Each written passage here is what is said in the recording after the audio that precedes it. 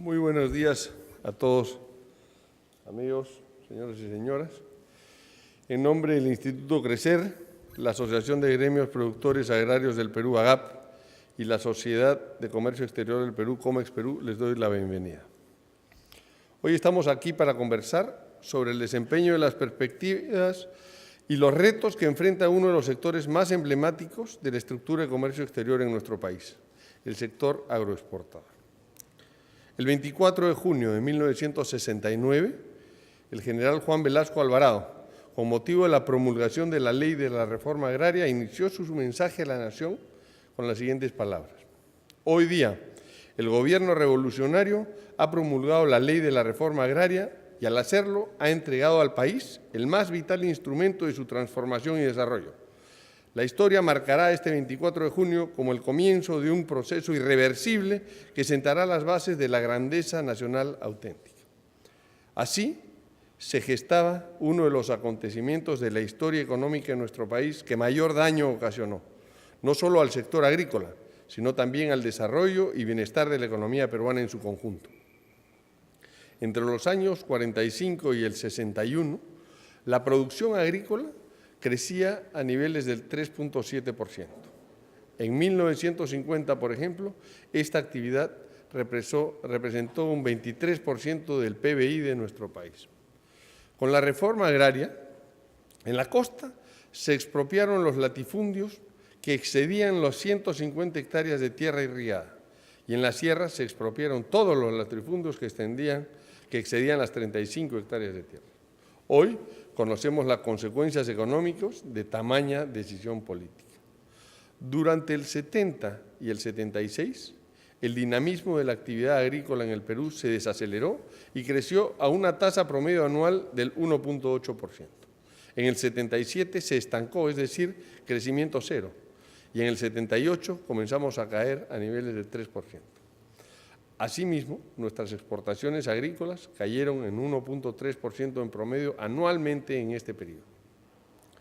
Con la atomización de la tierra, producto de la reforma agraria, a la fecha subyacen problemas estructurales en lo que a titulación de tierras agrícolas se refiere, ya que solo un 40% de las mismas cuentan con títulos registrados. La expropiación de la propiedad agraria generó informalidad y abandono, en el que era hasta ese entonces el principal sector productivo y uno de los mayores contribuyentes de la economía nacional. Esta situación en materia comercial llevó a que nuestro país pasara de ser un exportador neto de alimentos a ser un importador de los mismos. Peor aún, las consecuencias se verían hacia los años 80, cuando el Perú pasó a ser deficitario en la producción de los mismos, incluso con la política de sustitución de importaciones. A partir de 1975 se importó más alimentos aún, con tasas arancelarias sumamente elevadas, equivalentes al 105%, que finalmente todos los consumidores pagaban. Esto fue un retroceso para la agricultura, puesto que generó la disminución de la producción agrícola, caída de sus exportaciones, desempleo en provincias, migración del campo a la ciudad, conflictos sociales y finalmente terrorismo y desaliento a la inversión. En los 90, con el cambio de modelo económico, se gestaron nuevas condiciones que dieron inicio a la agroindustria moderna en el Perú, la que hoy conocemos, comenzando por la política de apertura comercial e integración al mundo.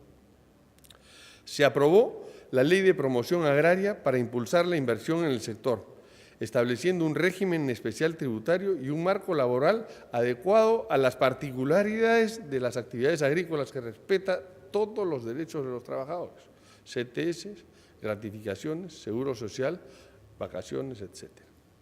Se permitió la importación de maquinaria y equipo sin pagar aranceles y se plasmó en la Constitución la libertad de tenencia de tierras por encima de 150 hectáreas. Es decir, se permitió el ingreso del capital al campo. Sin embargo, la atomización de las tierras en los valles y las deficiencias en titulación de las mismas condujeron a los empresarios agrícolas a iniciar sus emprendimientos en los desiertos, incorporando en ellos la más eficiente tecnología de irrigación presurizada por goteo. Por aquel entonces, las exportaciones agroindustriales alcanzaban los $240 millones anuales.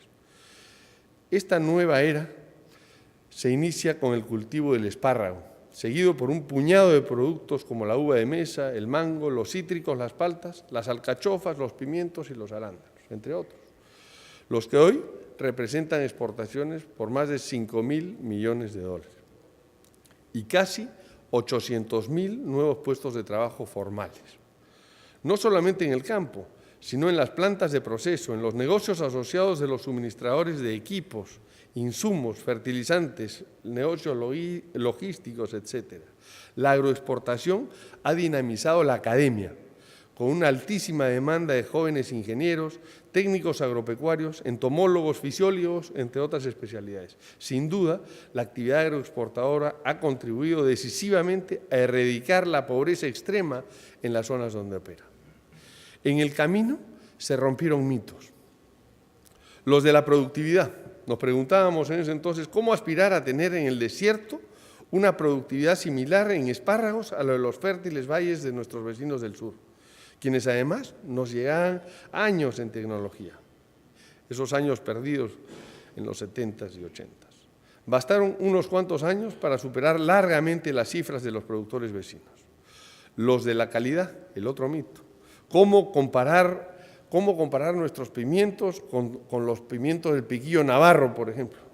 La historia nos favorece, no sin gran esfuerzo económico y enfoque en capacitación, buenas prácticas agrícolas y procesos rigurosos de producción y empaque. Los geográficos, los mitos geográficos. Las uvas necesitan muchas horas de frío. En el norte no se puede hacer uvas, definitivamente. Hoy Piura tiene más uva de mesa que Ica. Para seguir rompiendo mitos, se requiere investigación y desarrollo. Con los próximos proyectos de irrigación, como son Chavimochic 3, Chinecas, Majes-Iguas 2, entre otros, se ampliará la frontera agrícola en casi 200.000 hectáreas. ¿Qué vamos a sembrar? ¿Más de lo mismo? Es esencial que el sector privado y el Estado trabajemos juntos en la innovación.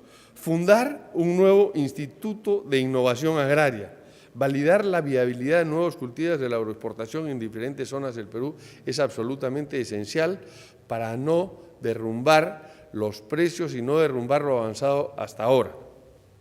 Hoy, pues, la agroindustria peruana ofrece bienes de consumo final que llegan en estado fresco a la mesa de los consumidores más exigentes, a través de las cadenas comerciales más importantes del planeta. Sin duda, no es una labor sencilla y los tratados de libre comercio han sido un gran soporte para la industria. Es destacable, al recordar estos complejos logros, el constante apoyo del Servicio Nacional de Sanidad Agraria, el SENASA, en la apertura y mantenimiento de mercados de exportación. A ellos, nuestro agradecimiento y reconocimiento. Sin embargo, es peligroso caer en la complacencia. Aún hay mucho por aprender y los objetivos propuestos por el Gobierno son grandes.